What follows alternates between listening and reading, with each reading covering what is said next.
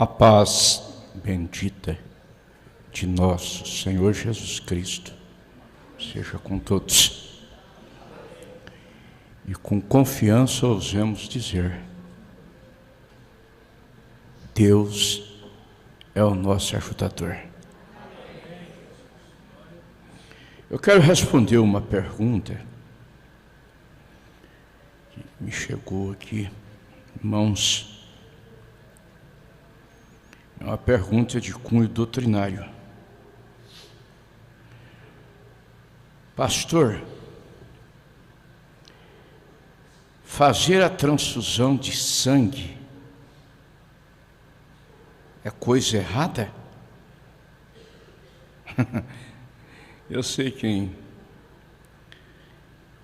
se opõe a isso.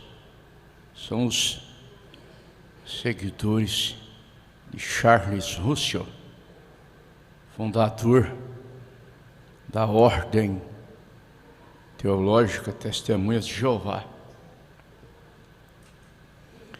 A argumentação dos adeptos dessa seita é a seguinte: que doar sangue é uma atitude errada porque sangue é vida. Então, se você doa sangue, você está doando a vida. Olha, se você está doando a vida, você está fazendo o que a Bíblia manda fazer. Primeira carta de João, capítulo 3, versículo 16. O que está escrito? Deus, através de Jesus, nos deu a sua vida e devemos dar a nossa vida pelos outros. Está respondido?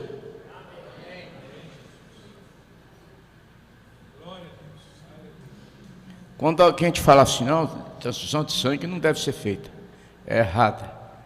A transfusão porque você está dando vida, sangue é vida. Você responda: sangue é vida? Então eu estou fazendo o que a Bíblia manda fazer. 1 João 3,16. Ele deu a sua vida por nós e devemos dar a nossa vida pelos outros. Portanto, não é errada a transfusão de sangue. Isso está respondido à luz da palavra de Deus. Eu quero ministrar aqui de uma maneira solene uma bênção à irmã Mauricélia. Irmã Mauricélia. Essa irmã é de Santo Amaro. Ela me enviou um e-mail dizendo que está em contato conosco hoje, até impossibilitada de ir à igreja, devido a um problema na sua perna. A mesma não especifica qual é a doença, mas o Senhor é sabedor de todas as coisas. Com comissão divina,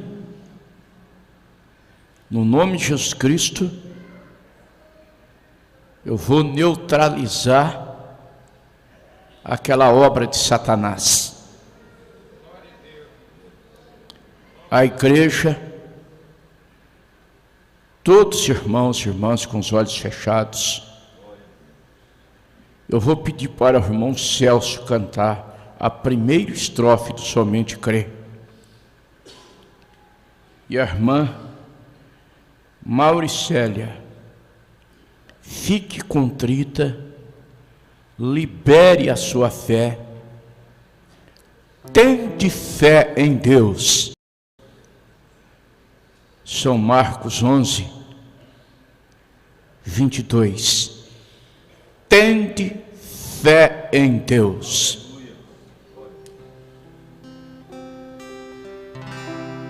somente crer, somente crer, tudo é possível, somente crer, somente crer, somente crer, tudo é possível, somente crer.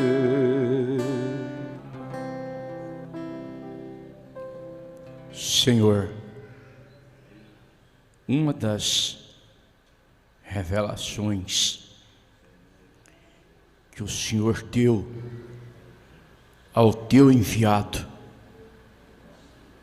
o irmão Brana, que trouxe um revolucionário ministério de cura divina, do qual saíram grandes homens nos Estados Unidos e até aqui no Brasil, que se inflamaram ministerialmente no ardor da fé, se insurgindo contra doenças, males que oprimem o povo.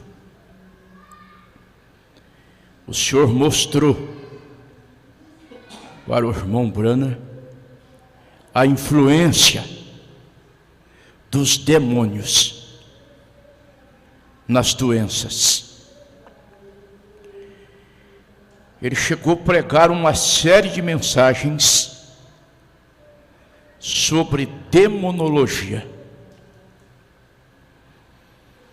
dentre as quais ele fala sobre demônios no estado físico, que são as doenças que afligem as pessoas.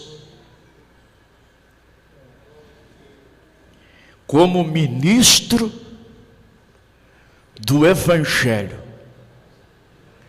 comissionado por Jesus Cristo,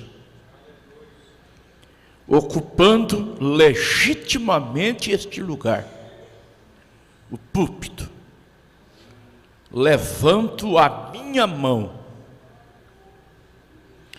e com a minha boca, liberando a palavra do Senhor, eu me dirijo diretamente à irmã Mauricélia, que está com a sua perna enferma, impossibilitada até de congregar. E na autoridade do Senhor, meu Deus, eu falo diretamente com aquela doença. E por falar com aquela doença, agora eu não estou orando, eu não estou pedindo, eu estou mandando, eu estou me assenhoreando, eu estou exercendo o domínio que me é legal, de homem de Deus, e digo: doença de Satanás, eu te repreendo em nome de Jesus Cristo. Deixa a perna dessa filha de Deus, em nome do Senhor Jesus Cristo. Espírito que está motivando, que está dando vida para essa doença, sai! E consequentemente essa doença morre. E essa perna se normaliza através do poder da fé. A fé que remove montanha.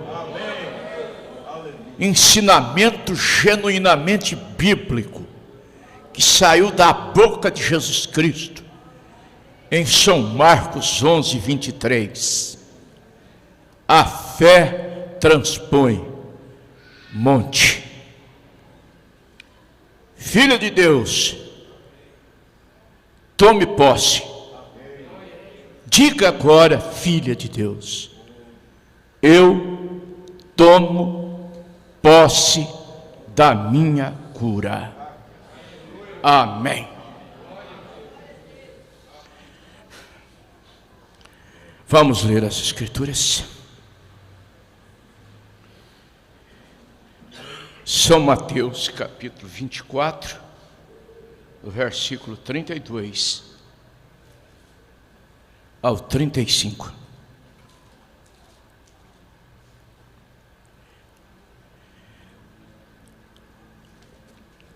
Aprendei, pois, esta parábola da figueira.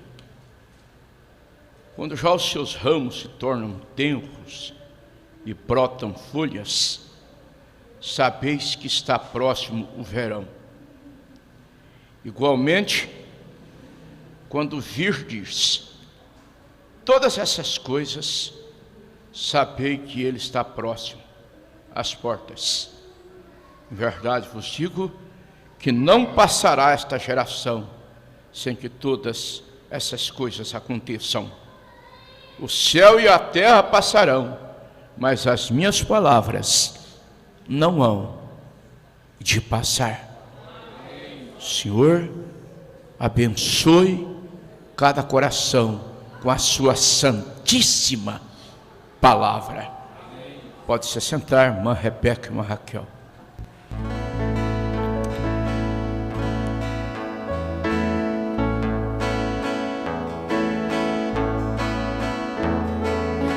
Este é o tempo de guerra, tempo de aflição e dor, tempo que aumenta o pecado, e esfria o amor.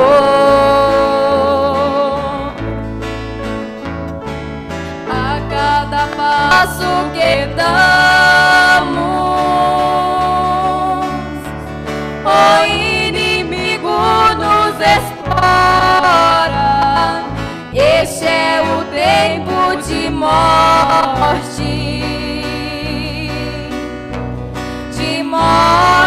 ou de vitória.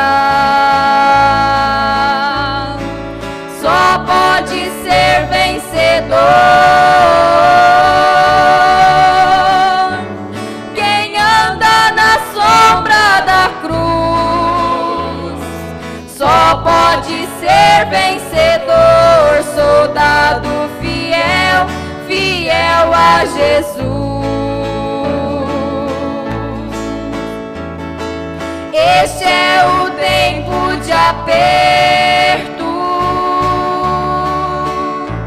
de desespero e aflição. Chegou o tempo da escolha, da vida ou da perdição. Melhor é render-se ao Espírito e morrer para o mundo de horror, levar a vergonha da cruz, mas estar com Jesus no seu reino de amor. Melhor é seguir a Jesus e ser um dos soldados seus, ser um herói em medalha, mas ser um herdeiro do céu. Ô cristão, sim, ô cristão,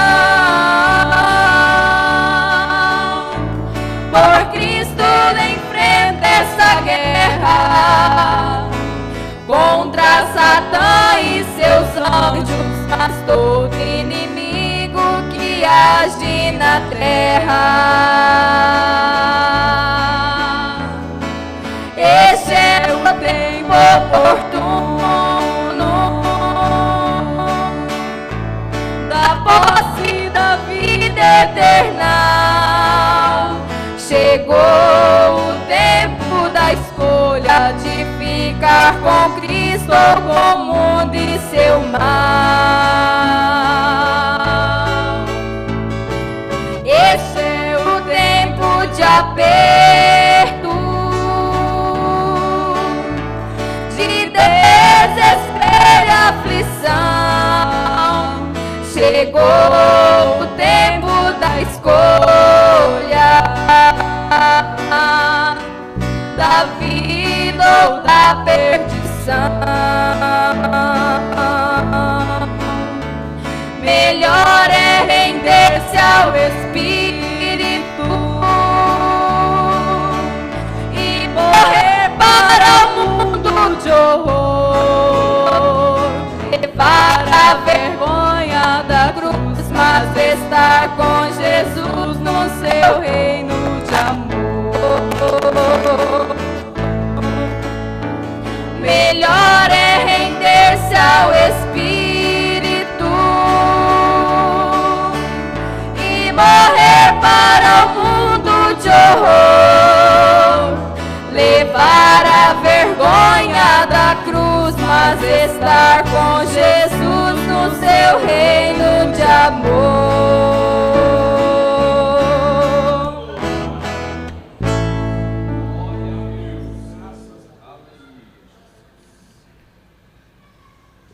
Tem me chegado pedidos por parte de irmãos para que eu fale sobre o terceiro templo. Ele seria construído? Eu estou falando do templo dos judeus.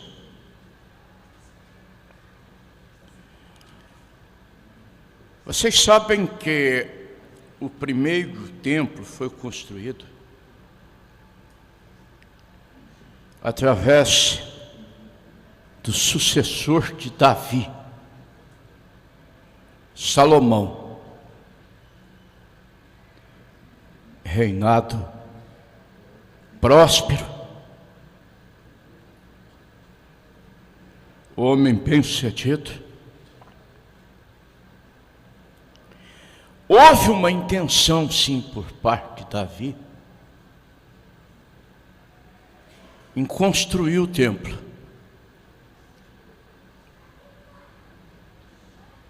Mas nem toda a intenção, muito embora sendo boa, é válida. Eu vou repetir. Nem toda intenção, muito embora sendo boa, é válida. A intenção de Davi era boa. Inclusive, ele consultou o profeta. Falou com o profeta. Ele falou com Natã. E ele usou assim uma argumentação tão racional. Ele disse: não é justo eu viver comodamente em um palácio e a arca do Senhor. Vocês sabem que a arca do Senhor era uma coisa muito sagrada para os judeus. A arca do Senhor no relento. Natã, você quer que eu te diga uma coisa? A minha intenção é construir uma casa para Deus, para que a arca fique guardada, refugiada, protegida. Que intenção maravilhosa! A intenção foi tão boa que até o profeta a abonou.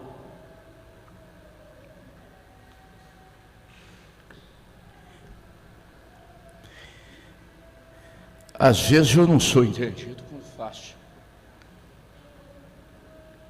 colocações tais como: uma coisa é o que Deus revelou para o irmão Branham,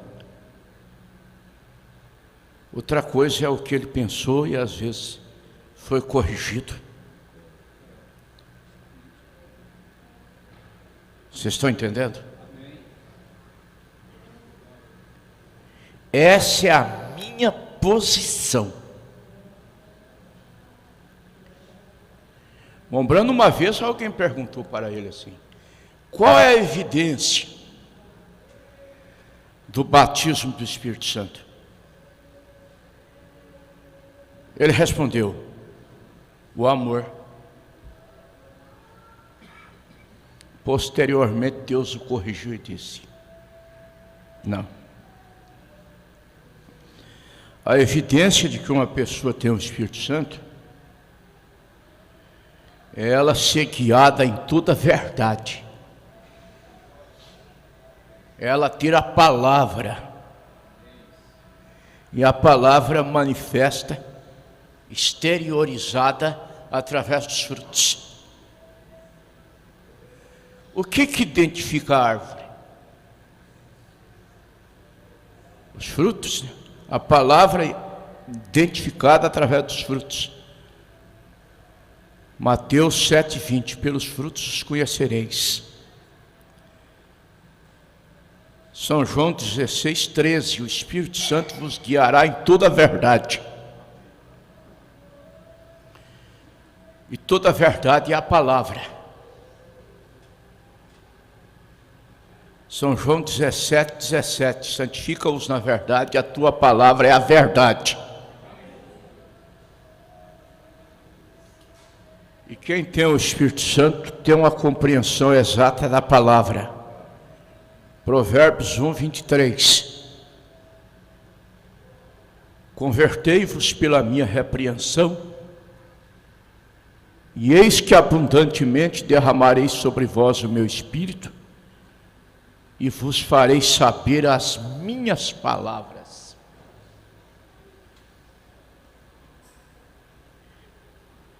O profeta Natã disse assim para Davi: vai, faça tudo que está no teu coração, porque Deus é contigo. Fazer tudo que está no coração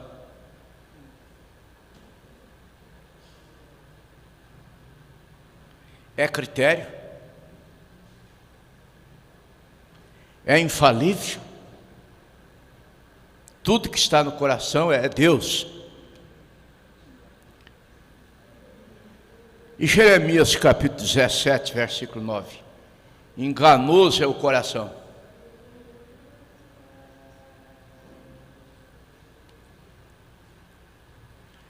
Davi podia dizer assim: eu estou com a palavra do profeta, eu vou construir um templo.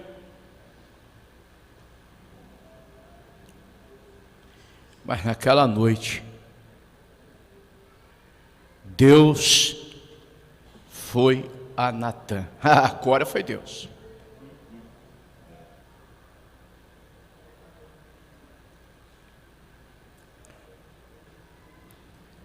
O irmão Branham falou tal coisa, falou. Ele falou ou Deus lhe falou?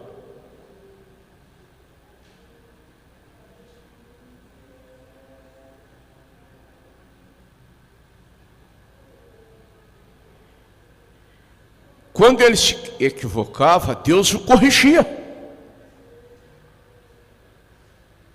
Ou vocês atribuem infalibilidade a um homem?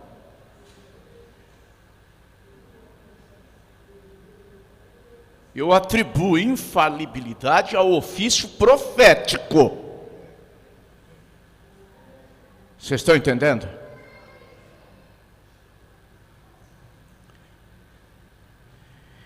Deus disse a Natã: vai lá e retire o que se falou para Davi. Ele é um homem que derramou muito sangue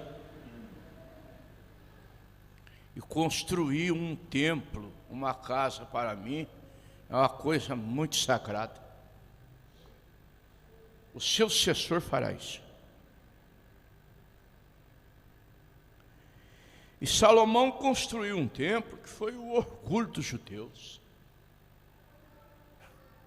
Gente, se vocês leem o segundo livro de Crônicas, capítulo 6,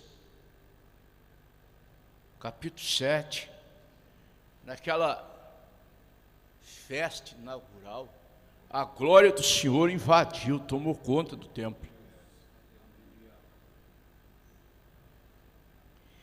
E Deus falou palavras contundentes, segundo o livro de Crônicas 7,14. Se este povo, que clama pelo meu nome, se humilhar, se converter dos seus maus caminhos e buscar a minha face, e eu ouvirei do céu, perdoarei seus pecados e sararei a sua terra.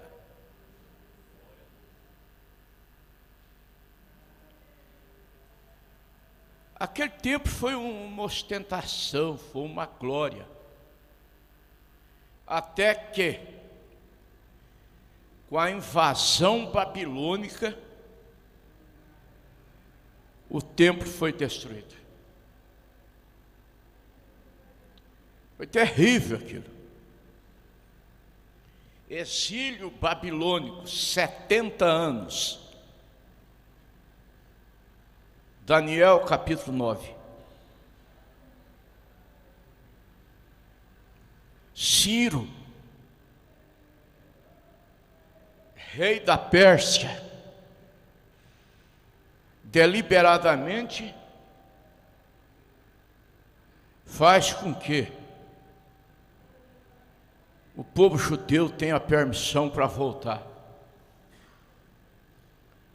E sob o ministério de grandes homens tais como Zorobabel,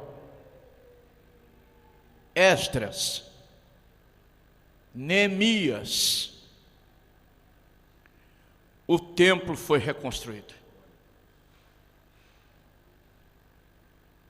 Portanto, o segundo templo.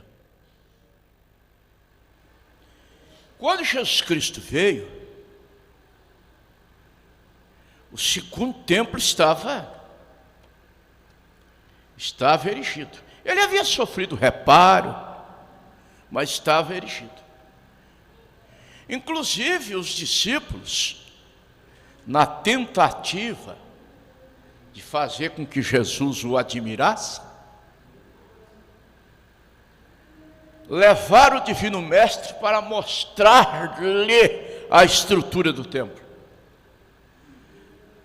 São Mateus capítulo 24, do versículo 1 ao 2. E Jesus olha de baixo em cima. E ao invés de esboçar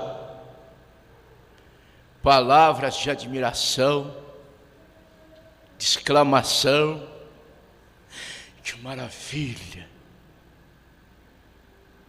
que coisa espetacular, Jesus profere uma sombria profecia. Vocês estão vendo essa construção? Não ficará aqui pedra sobre pedra que não seja derribada. Sabem quando isso aconteceu? no ano 70 da era cristã, quando Tito, o general romano, cercou a cidade de Jerusalém por 5 meses. Vocês sabem quantos judeus morreram? 1.100.000 judeus.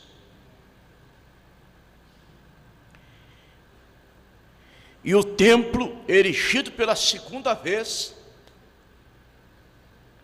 lá se foi, restando ruínas, escombros.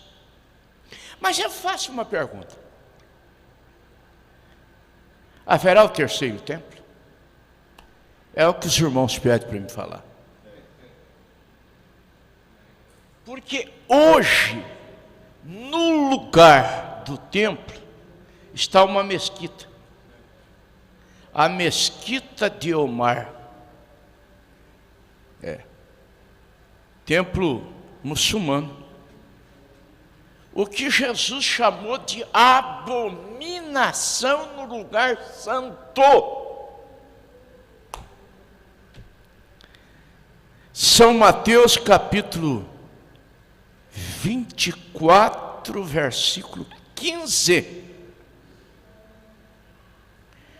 Jesus fala: quando, pois, virdes a abominação da desolação no lugar santo, do qual falou o profeta Daniel, quem lê, atenda, entenda. Lá está a mesquita de Omar, no lugar do templo. Mas eu insisto na pergunta: o terceiro templo vai ser construído? Porque a Escritura fala que o super-homem de Satanás vai se assentar no templo de Deus. E aí? Segunda carta aos Tessalonicenses, capítulo 2, versículos 3 e 4. Ninguém de maneira vos engane, porque não será assim, sem que venha a apostasia e se manifeste o homem do pecado, o filho da perdição, o qual se assenta no templo de Deus. Que templo de Deus que ele vai se assentar? A mesquita de Omar? A Basílica de São Pedro é o templo de Deus?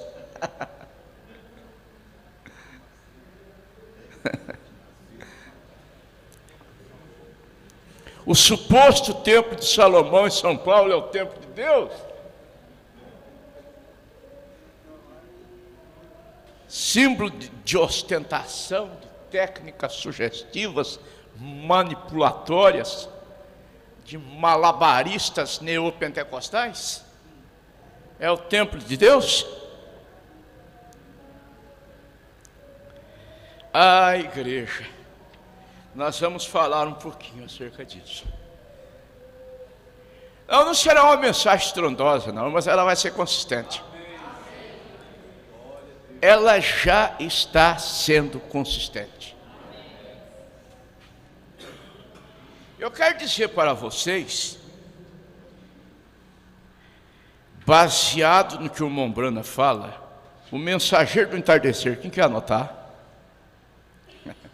Outro dia, obreiros, entrou um crítico e viu a estrela de Davi no nosso canal e disse assim: nem disfarça, diz que prega a verdade com o símbolo da maçonaria. O seu pifo, seu atrasado, vai estudar um pouco, rapaz. Onde é que você viu uma coisa assim? A estrela de Davi, o seu símbolo da maçonaria? Vai estudar para falar. É fácil criticar sem ter conhecimento de causa? É fácil ficar dentro de um quartinho lá, digitando lá, expondo tuas ideias infundadas? Quem é que te falou que a estrela de Davi é símbolo da maçonaria?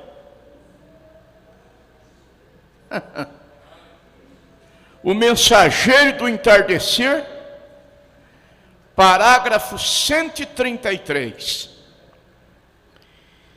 E vemos a Israel a primeira vez em centenas de anos, quase 2000 anos, tem vindo a ser uma nação, seu próprio exército, sua própria moeda.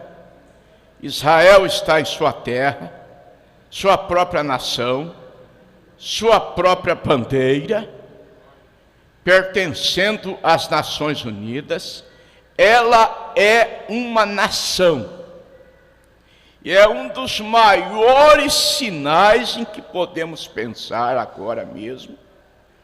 Israel em sua terra, e Jesus disse: esta geração que vir a Israel regressar à sua terra, não passará até que tudo seja cumprido. Mensageiro do Entardecer, parágrafo 133. Igreja, Deus honra quem honra um judeu. É um povo que você nunca deve falar. Vocês sabem que o grande homem de Deus, o respeitável Martinho Lutero, eu não cobro dele, ele não tinha luz total, né? Ele fez uma declaração infeliz acerca dos judeus. Ele chegou a dizer assim que todos os judeus deveriam ser mortos, porque são réprobos. O irmão Brana disse, Lutero falou isso desconhecendo causa. Sim, desconhecendo, ele não tinha luz total. Deus honra quem honra um judeu. Bom, pastor, até aí foi o senhor que falou. Sim, eu falo e a Bíblia me endossa. A Bíblia me endossa. Livro dos Salmos, capítulo 122, versículo 6. Orai pela paz de Jerusalém. Sejam prósperos os que te amam. Se ama os judeus? Se ama Israel? Eu carrego a bandeira de Israel no meu carro. Sempre que eu troco de carro, eu tiro e ponho a bandeirinha lá no para-brisa. É uma opção minha, é um gosto meu. Eu carrego. Aleluia. Sejam prósperos aqueles que te amam. Vocês sabem a história do povo de Israel, como começou?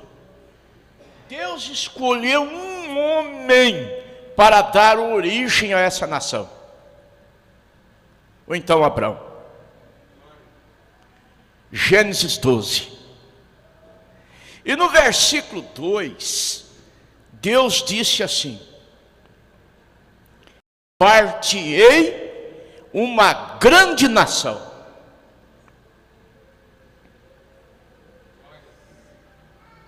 E fez mesmo. Fez de Abrão uma grande nação. Segundo elo patriarcal, Isaac. Terceiro, Jacó. Jacó, os patriarcas. Patriarcas, a nação. uma nação ficou dentro de outra nação 400 anos. Gênesis capítulo 15, versículo 13. Mas Deus, com mão forte, o tirou de lá. O tirou o povo, tirou um povo de dentro de um povo, uma nação de dentro de uma nação. Como Deus está tirando uma igreja de dentro de uma igreja. Aleluia. Deus está tirando uma igreja seleta, noiva, de dentro de uma igreja denominacional. Oh Senhor, que maravilha, glória a Deus. Aquele povo foi conduzido pelo deserto, estabeleceu-se em Canaã, ficou ali por um período de 400 anos, com um sistema de juízes, tais como Jefté, Gideão, Débora, Sansão. O último dos juízes foi Samuel. Eu estou resumindo aqui um histórico daquele povo. E Samuel foi quem ungiu o primeiro rei de Israel, Saul. Posteriormente, aquele povo sofreu uma divisão. 10 tribos ficaram com Samaria como capital, e 2 tribos, Judá e Benjamim, com Jerusalém.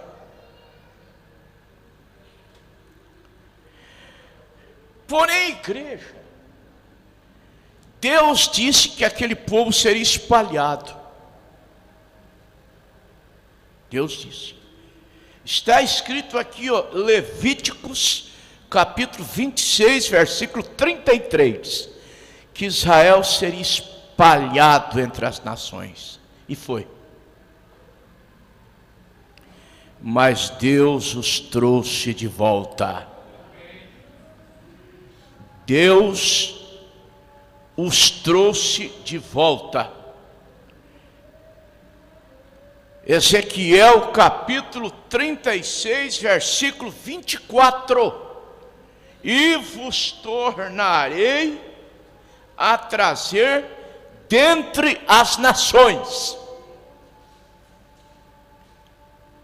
Como que Deus podia trazer tanta gente espalhada dentre as nações? Para Deus nada é impossível. E vou te dizer, houve oposição, hein? Houve oposição para Israel não ser legitimado.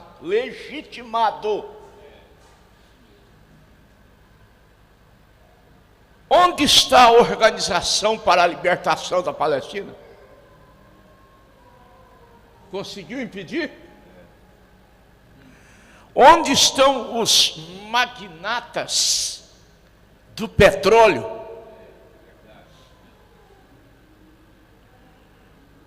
Onde está o chefe, o líder do Irã, aquele insensato que fez uma desgraçada afirmação que Israel devia ser banido da terra? Quem que vai banir Israel da terra? Israel é nação de Deus. Amós capítulo 9, versículo 15. Eu os plantarei na sua terra, não mais serão arrancados. O que Deus planta, ninguém arranca. Digam comigo, o que Deus planta, ninguém arranca. Agora, o que o diabo planta, Deus arranca.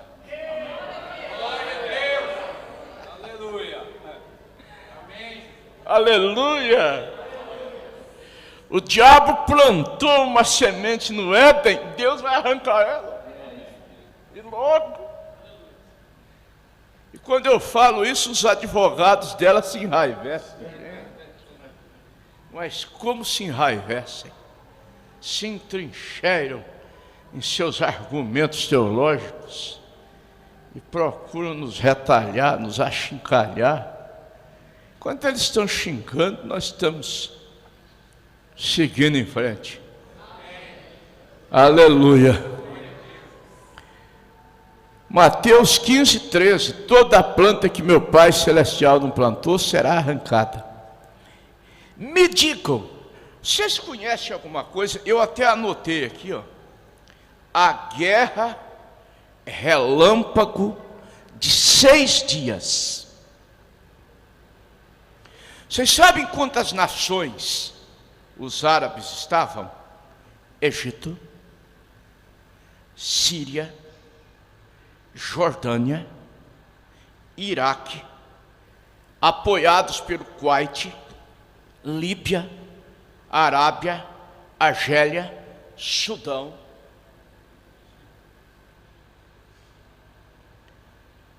Quantas? 1, 2, 3, 4, 5, 6, 7, 8, 9. 9 contra 1.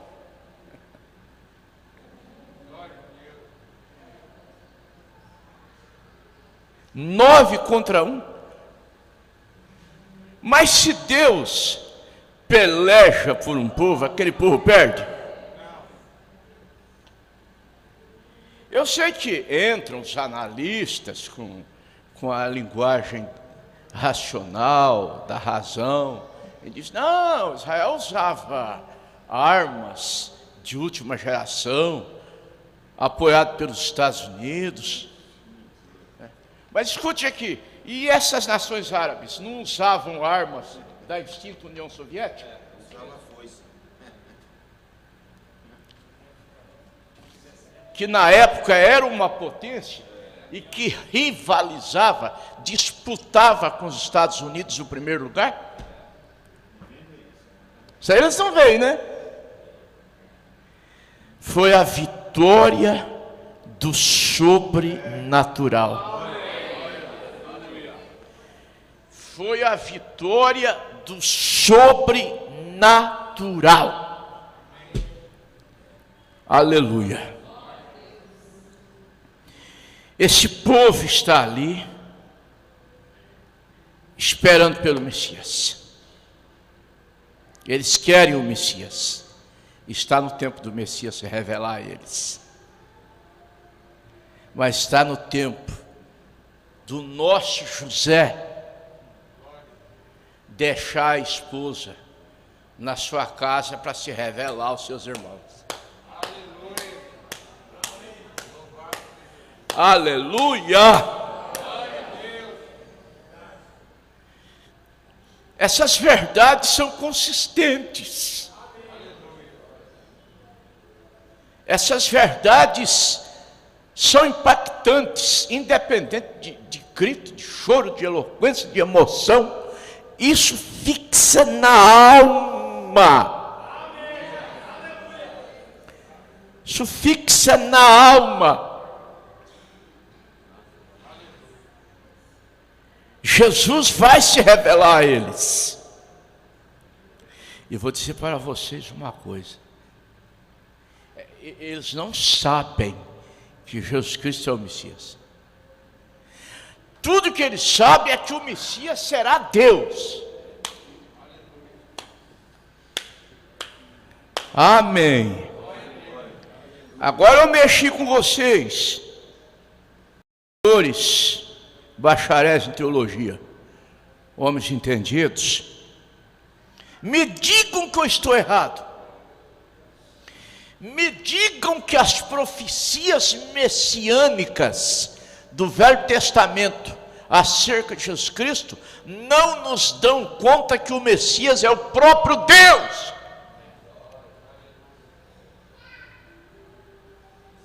Isaías 7,14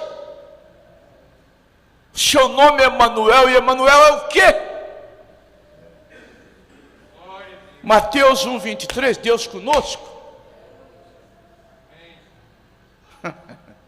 Foi o que o Montblanc disse para um rabino judeu. Vocês sabem disso, né? O Montblanc tinha orado por um cego, o cego enxergou. O rabino chegou: com que autoridade você fez isso?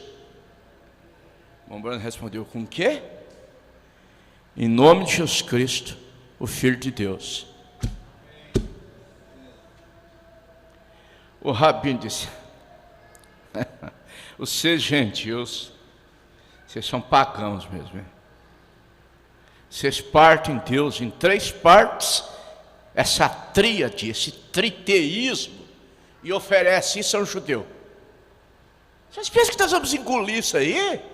Nós somos monoteístas. O mandamento de Deus a nosso respeito é para ter o Senhor como único. Se Ele é único, não tem outro. Deuteronômio 6:4. O único. Lembrando esse rabino, eu falei para você que eu divido Deus em 3 partes. Você ouviu isso da minha boca? Por que você está me julgando? Você ouviu eu dizer que Jesus Cristo é o Filho de Deus. Mas quem que falou para você que filho é distinto do pai? Filho é a parte humana do pai. Glória a Deus. Aleluia. Filho é a revelação visível do Pai invisível. Gente, como chamar essa heresia? Hein? Chamar isso de heresia? Heresia é essa bagagem tradicional aí. Eu vou dizer uma coisa para vocês.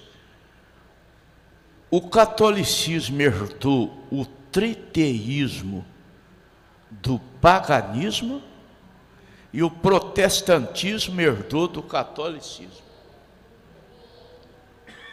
E nós atendemos Apocalipse 18:4. Sai dela, povo meu. Porque a diferença entre catolicismo e paganismo situa-se só na nomenclatura, muda-se só nome. Paganismo era Júpiter, era Mercúrio, deuses, Astarte, Vênus, Afrodite. Catolicismo é Antônio, é Cristóvão, é Sebastião, é Luzia, é Fátima, é Aparecida. E cristianismo é um só Deus e um só mediador entre Deus e os homens. Um só Deus e um só mediador entre Deus e os homens. Aleluia! Deus como Espírito, Jesus faz a mediação como corpo entre nós e esse grande Espírito. Você que tenta explicar Deus através da lógica, Deus tem que ser aceito por revelação. Aleluia! Mas é isso, meus queridos. Montblanc disse para aquele homem assim: você me cita Isaías 9:6, rabino. Lá diz que o Messias é príncipe da paz, é Deus, é Pai da eternidade.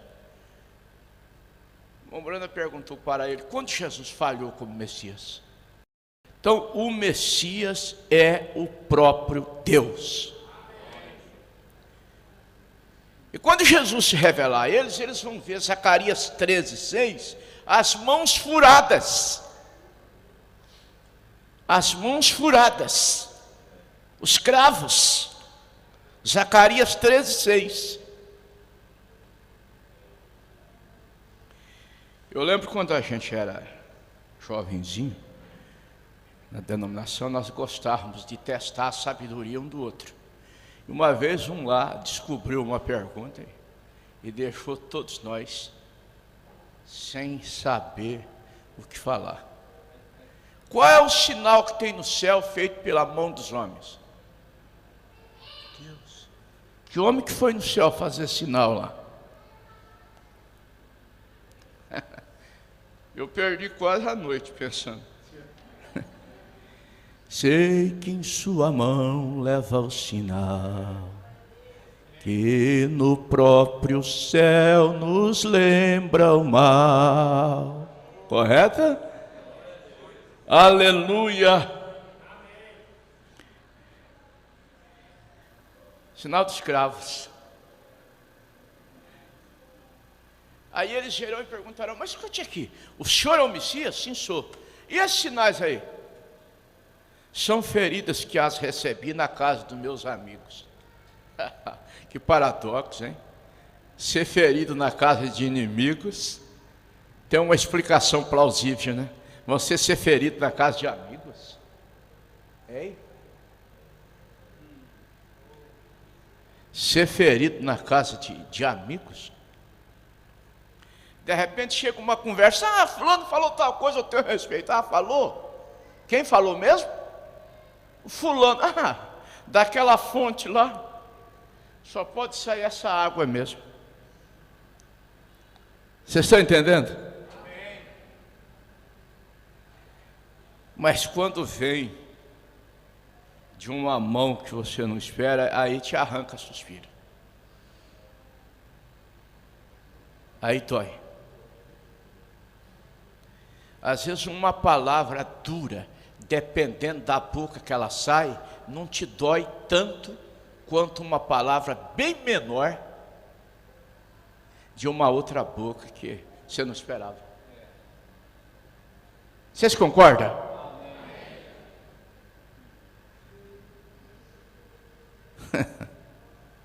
Mas você me falar isso? Minha querida igreja. Mas vamos concluir essa palestra. No livro de Daniel, capítulo 9, versículo 27,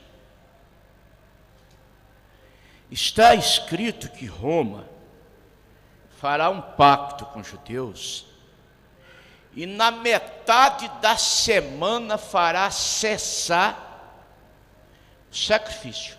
Ela vai intervir no templo. O templo vai ser erigido, sim. Se você ler Daniel capítulo 8, versículos 13 e 14, tudo já está pronto para a edificação do terceiro templo. Ele vai durar, para ser construído, 2.300 manhãs e tardes, 7 meses e pouco. Sim. Daniel 8, do 13 ao 14. E esse plenipotenciário do diabo vai se assentar no templo de Deus, parecendo com Deus. Mas os 144 mil não serão enganados. Não serão enganados. Sabe por quê? Porque eles terão 2 profetas. E esses profetas pregarão a palavra do Senhor para eles. E eles são o remanescente de Israel. Deus vai restaurar o reino a Israel, gente. Atos 1, versículo 6. Senhor, restaurarás tu neste tempo o reino a Israel? Ele vai ser rei dos judeus. Ele vai ser filho de Davi. Ele vai se assentar no trono. Ele vai estar aqui no milênio. Aleluia. Sua igreja estará com ele. Seus santos vencedores estarão com ele. Coragem, igreja, tudo caminha para o desfecho final. Deus, para tratar com Israel, ele tem que deixar sua esposa no palácio, na sua casa. A segunda vinda de Cristo parece que é um assunto que ficou vazio. Ficou vazio não. É consistente, gente. A segunda vinda de Cristo demora não, vai apanhar muita gente de surpresa. Hebreus 10, 37, ainda um pouquinho de tempo, o que há de vir virá não tardará. Aleluia. Abacuque 2, versículo 3, porque a visão é para o tempo determinado e até o fim falará e não mentirá. Se tardar, espera-o, porque certamente virá, não tardará. 2 Pedro 3, 9, não retardará o Senhor a sua promessa, como muitos a têm por tardia, mas é longânimo para convosco, não querendo que ninguém se perca, mas que todos cheguem ao conhecimento da verdade. Estejam preparados, igreja. O próximo passo de Deus é o arrebatamento. Amém. Palmas para Jesus. Aleluia. Quem canta um hino especial ou congregacional, a oportunidade está aberta. Vamos. Dó maior. Ao único que é digno de receber a honra e a glória, a força e o poder, ao Rei eterno e imortal, invisível, mais real, a Ele ministramos o louvor. Ao único que é digno de receber a honra e a glória, a honra e a glória, a força e poder, ao Rei eterno e imortal, invisível, mais real, a Ele ministramos o louvor. Levante a mão. Adoramos a Ti, ó Rei Jesus. Adoramos a Ti, ó Rei Jesus. Adoramos o Teu nome, nos rendemos aos Teus pés, consagramos todo nosso ser a Ti. Adoramos a Ti, ó Rei Jesus. Adoramos a Ti, ó Rei Jesus. Adoramos o Teu nome, nos rendemos aos Teus pés, consagramos todo nosso ser a Ti. Consagramos todo nosso ser a Ti. Consagramos todo nosso ser a Ti. Aleluia.